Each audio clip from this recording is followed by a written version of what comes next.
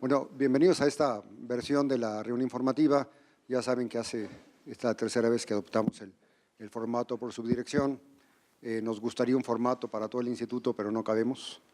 Entonces, pues la idea es que se enteren de lo que están haciendo los colegas en algunos casos, bueno, no en algunos, en muchos casos. No sabemos lo que está haciendo la persona que trabaja al lado de nuestro cubículo. Este es un ejercicio para empezar a enterarnos de qué hacemos, para hacer una crítica constructiva y para que también podamos buscar, lo que me importa mucho, son oportunidades de colaboración. En la exposición de los trabajos saldrán claramente puntos comunes en donde pueden existir oportunidades de colaboración y de hacer un trabajo sinérgico positivo. Evidentemente, es importante que estén aquí los académicos, pero también es muy importante que vengan los estudiantes. Alguna de las razones para cambiar el formato de este salón con respecto a la vez pasada fue aumentar el aforo y permitir que viniesen mucho más estudiantes de lo que vinieron la vez pasada, lo que creo que va definitivamente a ser provechoso para todos, especialmente para los estudiantes. La sesión es una sesión larga en 2 tandas, son 15 presentaciones que están más o menos divididas entre las coordinaciones que integran la subdirección. Y bueno, pues les doy la bienvenida y ojalá que a todo el mundo nos aproveche esto. Y gracias. Gracias, doctor. Yo me tendré que ausentar como 1 hora porque tengo una cosa que sí no pude posponer, pero en el resto del día sí estaré por acá, ¿no?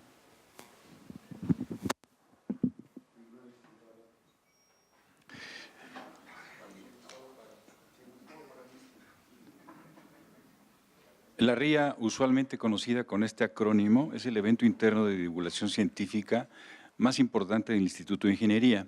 Nos brinda la oportunidad de conocer solo una muestra de sus capacidades de investigación. Es un gusto saber que hay estudiantes que participan de esta manera activa como ponentes y, por supuesto, un gran gusto que investigadores con amplia experiencia expongan sus conocimientos y trabajos en esta jornada dedicada a la subdirección de electromecánica. Sin mayor introducción, damos inicio formal a la reunión con una serie de lineamientos con objeto de cubrir los tiempos programados para esta jornada. Como ya lo dijo el director, serán presentadas 15 conferencias, todas ellas de 15 minutos de duración. Al minuto 14 de cada exposición daremos una señal para señalar que el tiempo está por concluir. Habrá posibilidad de formular un par de preguntas al finalizar cada tema.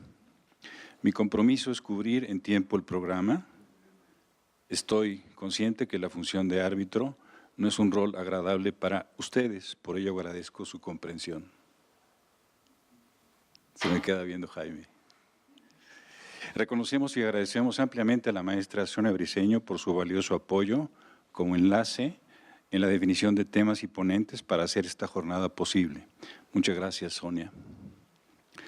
Algunas indicaciones adicionales les serán comunicadas a lo largo del día. Muchas gracias. Iniciamos. La primera conferencia a cargo del doctor Lauro Santiago es Ratsol, equipo para el monitoreo de la radiación solar, y él nos la presenta. Muchas gracias. Yo le solicitaría a todos los ponentes que traten de ubicar al hablar lo más cercano el micrófono a ustedes, para efectos de que las personas que nos están escuchando, viendo por video streaming, lo escuchen de la mejor manera. Iniciamos. Muchas gracias. Adelante, Lauro. Okay.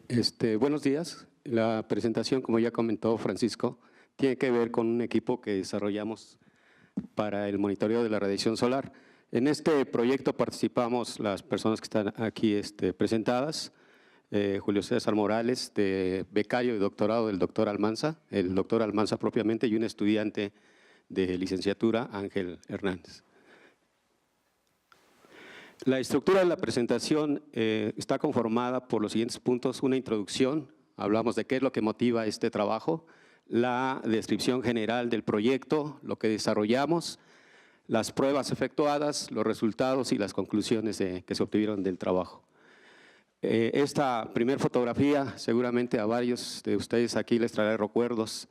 La planta solar, 1983 en sus inicios, con objetivos claros de tener una contribución en la cuestión de las energías limpias propiamente, ¿verdad? Y dentro de esto hemos participado en la generación de vapor con cierta calidad para la producción eventual de de energía eléctrica, aspectos que hemos estado trabajando con el doctor Almanza. En la actualidad, la planta solar pues, se ha transformado completamente. El número de colectores solares se reduce y las aplicaciones ahora van relacionadas con tratamientos de agua, pero sigue teniendo que ver con cuestiones de energía limpia. Entonces, esto da motivo a la presentación del trabajo en cuestión, ¿no? Tiene que ver con la radiación ultravioleta. ¿Por qué la radiación ultravioleta? La radiación ultravioleta es importante, como sabemos, para las cuestiones de la salud humana, el crecimiento vegetal y animal, en la evaluación de desempeño de materiales y, en fin, una gran área de aplicaciones que se tienen. Medir, en el caso de la medición de la irradiancia, en particular, uno puede hacer la medición de la irradiancia de toda la energía que se tiene, pero en particular aquí nos interesa la radiación ultravioleta. Y en México, la medición de la radiación ultravioleta pues tiene pocos lugares donde se hace esta medición, principalmente en zonas donde se concentran grandes poblaciones, como es el caso de la Ciudad de México, localidades como Guadalajara, Monterrey, Puebla, las ciudades típicas a las que se hace mención. Y, por ejemplo, la Comisión Nacional del Agua tiene una serie de estaciones meteorológicas instaladas, por lo menos en toda la Ciudad de México, y no reporta este tipo de mediciones. Uno, por ejemplo, si entra a la página de aire de la Ciudad de México, puede ver mediciones de radiación solar, pero nada más con fines, índices de exposición que uno puede tener al estar bajo el sol, ¿no? Entonces, nosotros, ¿qué se pretende en este proyecto? Hacer la medición de la radiación solar y aplicarlo a un proceso que se define como fotocatálisis. Aprovechar que en la radiación solar los protones que se generan en las radiaciones ultravioleta de tipo AB y en su caso la C y otros medios, estos fotones se pueden utilizar para producir el proceso de fotocatálisis y también para obtener energía eléctrica. Y un aspecto que es muy importante en estas mediciones es la posición del Sol finalmente. La posición del Sol y el dispositivo con el cual se va a realizar esta medición. Eventualmente uno puede pensar que los dispositivos para hacer la medición o la captación de la energía solar se pueden orientar en cualquier posición. No, hay una posición óptima. Y eso tiene que ver con la ubicación, por ejemplo, con respecto al cenit, cuál es la ubicación del Sol, y definir un ángulo que es un ángulo muy importante para poder colocar los dispositivos de medición. En estos nos permite definir la posición porque cambia según el día, el lugar y el tiempo en el que esté haciendo las mediciones.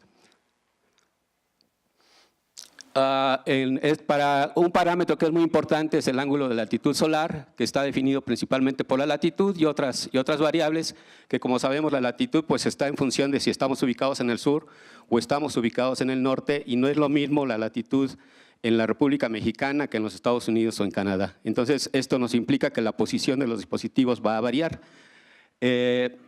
La pendiente de estos dispositivos solares, en el caso del reactor fotoanalítico, debe ayudar a colectar la mayor cantidad de electrones que se requieran.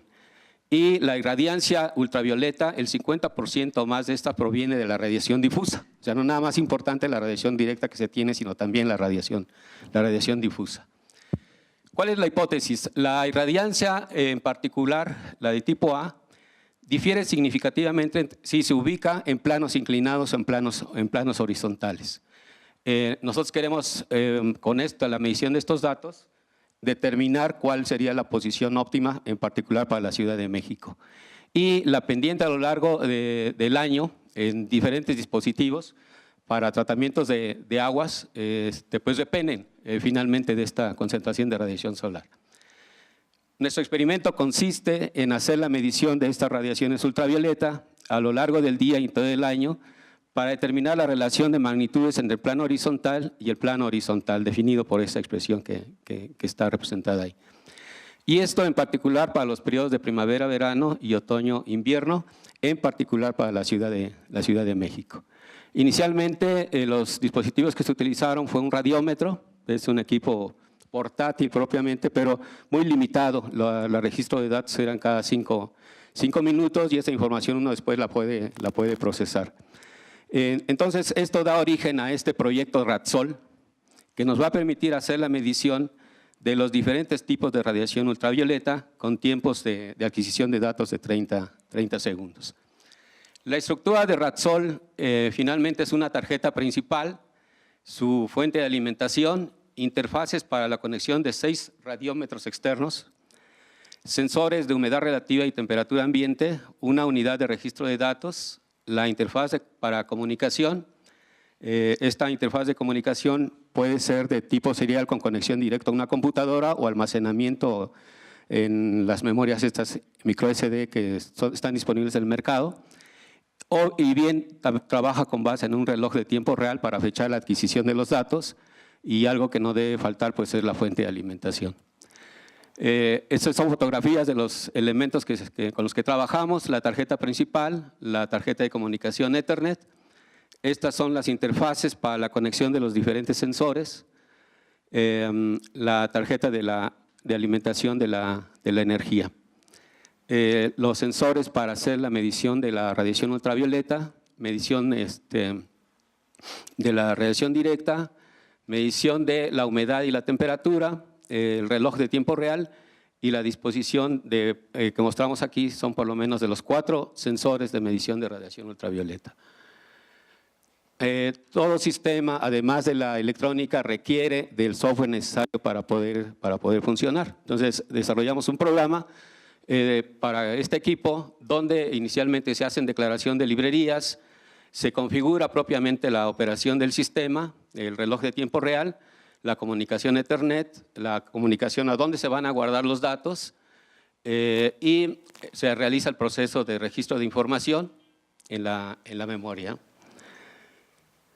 Una muestra del programa desarrollado y el equipo finalmente en sus pruebas iniciales ya integrado en un gabinete con características para que pueda estar colocado en ambiente, soportar cuestiones de humedad, de lluvia y datos parciales que estamos obteniendo. Aquí unas pruebas que se realizaron en una de las zonas frente al edificio 2 del Instituto de Ingeniería, ya la información procesada en Excel para poder manipular los datos.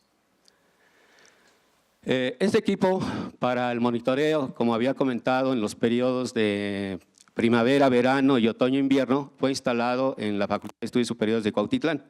Ahí es donde está instalado el equipo. Tenemos una vista de la azotea donde está instalado ya en la facultad y un acercamiento de la fotografía ya del equipo operando. ¿Qué es lo que medimos? Lo que medimos aquí básicamente son la radiación ultravioleta con características en cierto intervalo de frecuencias, que viene siendo la A, la B, en las posiciones como el objetivo era determinar cuál es la mejor posición para poder sugerirla en el momento de que esto ya se vaya a aplicar a la fotocatálisis. Pusimos inicialmente los sensores, 2 de ellos, el que mide la radiación C y la A y B en posiciones horizontales, y los mismos sensores, pero ahora con una inclinación determinada. En particular, en este proyecto, los datos que hemos procesado son de la radiación ultravioleta del tipo A, con una inclinación dada. Y los otros sensores los pusimos en posición horizontal.